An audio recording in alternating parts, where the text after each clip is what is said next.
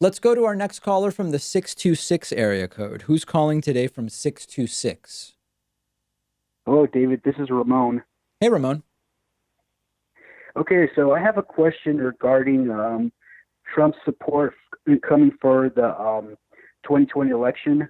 Okay. Now, I know that he has a strong base and they are very committed to him. I would say drinking the orange flavored Kool-Aid. Yes. But check this out, though. I saw an article very recently that with Trump, how he is with his lack of morality, etiquette, and how he's handling, recent events such as mass shootings, lack of gun control, and the tariff war with China.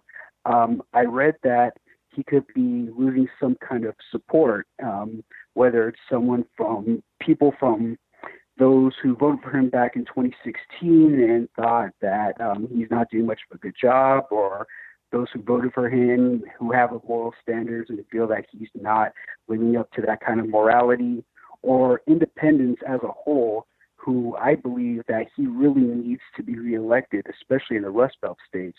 So I want to know if you have any kind of, if you've seen something like that, or what your take is about his support coming in for 2020. I mean, listen, so what you're saying something that's qualitative, which I appreciate, which is there are farmers who are realizing that Trump's tariffs are crushing them.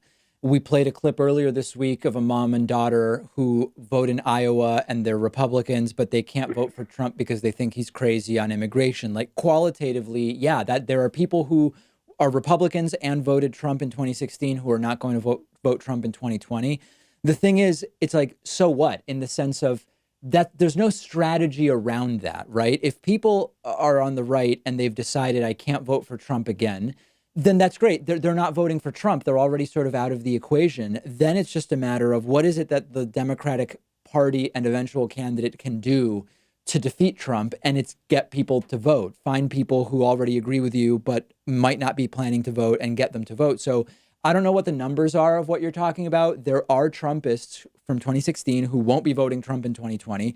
There are probably some people who didn't even vote at all in 2016 who now love Trump and are going to vote. I just think that it's a non-factor in terms of strategy, because the strategy never was to convince Trump voters to change their minds.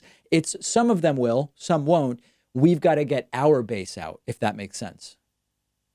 Yeah, that leads me to my next question, just regarding former governor, former Representative Mark Sanford, who he had expressed interest in running for president against Trump in the GOP primary. Yeah. Now, I don't know if he's going to run as a GOP for the GOP ticket, or I don't know if he's going to run as a third party But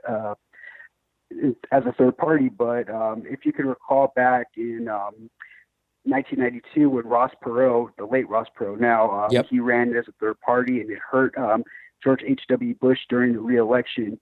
Do you think that may have the same effect or a very similar effect if he did so?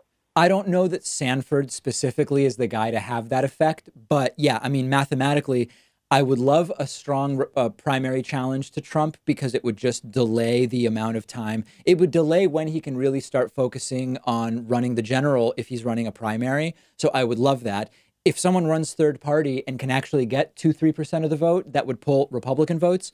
That would be absolutely fantastic. And it could literally be the difference maker in defeating Trump in 2020. So I'm for all of that stuff, as long as, I'm not going to support someone where it's less clear who they're taking votes from. Like the Howard Schultz thing, there was disagreement over who would Howard Schultz have taken more votes from, the Democratic nominee or Trump.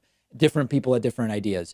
If there's a Republican running third party who clearly will hurt Trump, I'm all for that 100%. All right. Now, one quick question, just very quick. Okay. I'm not yet a member, but may I have your personal authorization, personal permission to become a member of the David Pakman Show? Yep. Oh, you're completely, I've authorized you fully to buy 100 memberships for yourself.